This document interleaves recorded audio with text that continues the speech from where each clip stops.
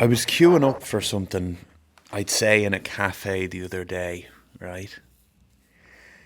And I subconsciously registered the experience of the person ahead of me. I didn't consciously register it at the time. I subconsciously registered it. Basically, all I heard was beep, the sound that when you pay by Apple Pay, beep. And then the guy goes, oh, right, okay. Oh, I didn't, oh, right, yeah, sorry again. And then he goes again, beep. And then it was done, he was done. And I thought nothing of it. I was then in a different cafe. And I was paying for the drink, the coffee of a friend of mine. And the drink was there. And you know the way the lady has to kind of do the thing and then it's ready to tap. She was kind of still fliffing about with the coffee. And I just, you're impatient. You get the Face ID on and you hear beep and you go, oh, great, I paid.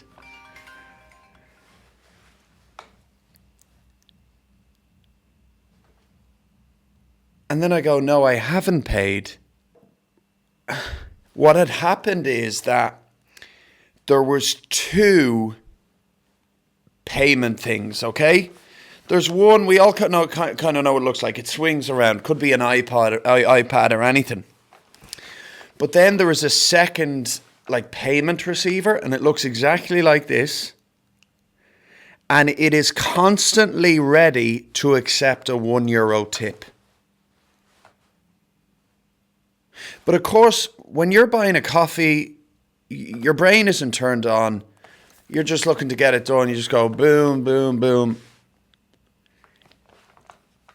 So you do the Face ID, it's ready to rock, you take the payment and you go beep and you've tipped by accident because you've just seen a payment receiver and you've just seen the signal that it's ready to accept payment. And now you're left with, and then you just go, oh God, sorry, I just tipped by accident. And then you just go boop and you pay for the coffee.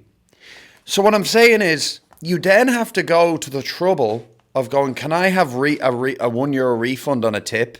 Who wants to do that? Second of all, is that even possible on a tip? Can you take back a tip? The other thing is, by the way, the service in question wasn't good. The girl behind the counter was pissed off. And this is legalized pickpocketing because our brains aren't turned on. We're not paying attention. And I'm a young person, I'm 34 years of age. I work with people. I charge old people for stuff. I'm stood there waiting for fucking what feels like 45 seconds. They're trying to pay with their driver's license. They don't know what's going on. What chance do they have? People complain about, why are you expected to tip 20% in America at a Waffle House? And I'm like, well, at least the service is good. They're always filling up your coffee and the waitresses call you baby. Why are you expected to tip 20% at a Starbucks? I'm going, yeah, that's a bit fucking stupid. But at least maybe the coffee people are on $3 an hour. Then you get to Ireland, the service is bad. They're paid a minimum wage.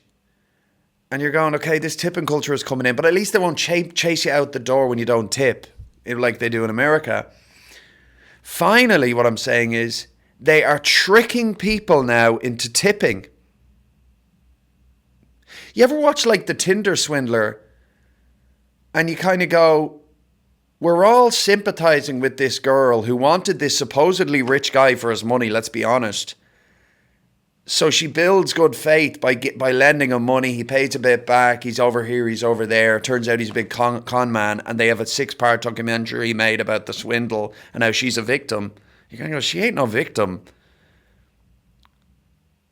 He wanted her for her money and she wanted him for his money. He just won. We need to make a 6-part Netflix documentary about this thing. It is always there. And it's always ready to accept €1. What percentage of people are tipping against their will? I'm going to say I'm going to say 30% of people might make that mistake. Because you're not. You're just boom, boom. This cannot last. This must end. I really want to name and shame the cafe, but I'm not going to. Do you know what I mean with that? Have you experienced this?